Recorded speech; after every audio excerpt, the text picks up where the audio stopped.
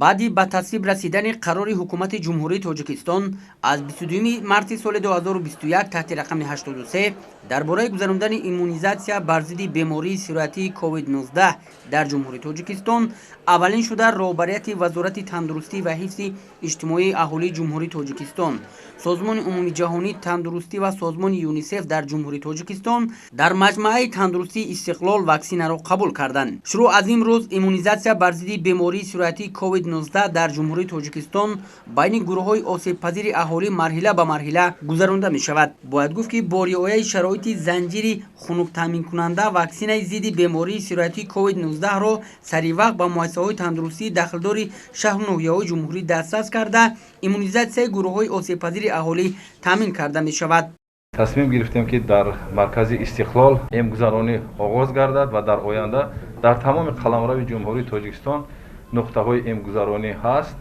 мо метавонем ҳаррӯза дар минтақаҳои дурдасти тоҷикистон зиёда аз 3000 нуқтаҳои эмгузаронӣ бо яъне таҷҳизотое ки барои нигаҳ доштани ваксинаи AstraZeneca ва мутахассисоне ки мегузаронанд омода ҳастанд. аз ҳамин хотир ман даъват мекунам мардуми шариф тоҷикистонро боз як бори дигар ки омада мегузаронанд. дар марҳилаи аввал пеш аз ҳама қишри осебпазири ҷомеа ки ба он кормандони соҳаи тандурустӣ, пиронсолони аз 70 сола боло, онҳое ки аз бемориҳои музмини ғайрисироятӣ азият мекашанд ва хизматчиёни ҳарбӣ фаро гирифта мешаванд. дар марҳилаи дуввум дар тоҷикистон ба нафарони аз 60 сола боло ва сипас аз 50 сола боло ваксина гузаронда мешавад ки ин беш аз 1 миллиону 800 ҳазор нафарро ташкил медиҳад. нафарони то синни 18 сола ба ин рӯйхат алҳол шомил намешаванд. 42% қисми боқимондаи аҳолӣ бо дигар дороҳое ки аз сарчашмаҳои гуногун ба кишвар ворид карда мешаванд, онҳо метавонанд истеҳсоли Чин ё Россия бошанд,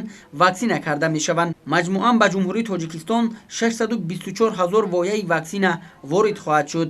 фоиданокӣ ё ки самаранокӣ ин ваксина 65.9 фоидро ташкил медиҳад. тибқи дастурамал оид ба ташкил ва гузарондани иммунизатсия бар зидди бемории коронавирус дар ҷумҳурии тоҷикистон дар марҳилаи аввал, дар марҳилаи якум кормандони соҳаи тиб, яъне ки кормандони маъмурӣ, табибон, ҳамшираҳои тиб, кормандони хурд ва кормандони хоҷагидорӣ фаро гирифта мешавад. бояд гуфт ки тибқи қарори ҳукумати ҷумҳурии тоҷикистон бо риояи шароити занҷири хунуктаъминкунанда ваксинаи зидди бемории сироятии COVID-19 саривақт ба муассисаҳои тандурустии дахлдори шаҳру ноҳияҳои ҷумҳурӣ дастрас карда иммунизатсияи гурӯҳҳои осебпазири аҳолӣ таъмин карда мешаванд. мавриди зикр аст ки давра ба давра дар аксар кишварҳои ҷаҳон ҳолатҳои ба қайдгирӣ ва фавти одамон аз маризии коронавируси COVID-19 коҳиш меёбад. марказҳои тадқиқоти ҷаҳонӣ гузориш медиҳанд ки коҳишёбии сатҳи маргумир ва гирифторӣ ба бемории болозикр аз ваксинакунонии сартосарӣ бар зидди вируси COVID-19 дарак медиҳад. мавриди зикр аст ки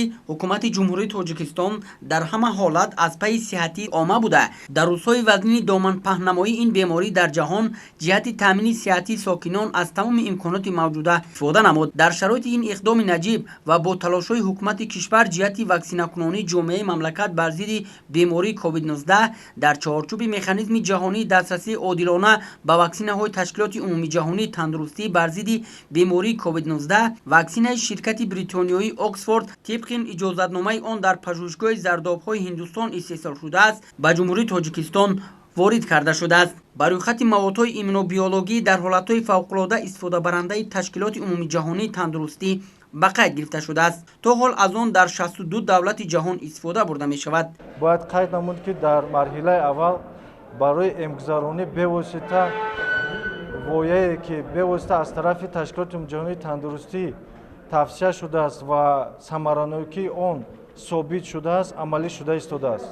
дар доираи талошҳои пайвастаи роҳбарияти олии ҳукумати мамлакат 8 марти соли 2021 дар чаҳорчӯбаи ин механизм қисми якум дар ҳаҷми 199 ҳазор воя ваксина аз деҳлӣ ба душанбе интиқол дода шуд. бояд тазаккур дод ки бақияи ваксинаҳо дар ояндаи наздик марҳила ба марҳила ба Тоҷикистон интиқол дода мешаванд. то ҳол дар ҷаҳон зиёда ба 268 миллион нафар ваксина бар зидди коронавирус гузаронда шуда, то ҳол ягон ҳодисаи марг аз ин ваксинаҳо ба қайд гирифта нашудааст.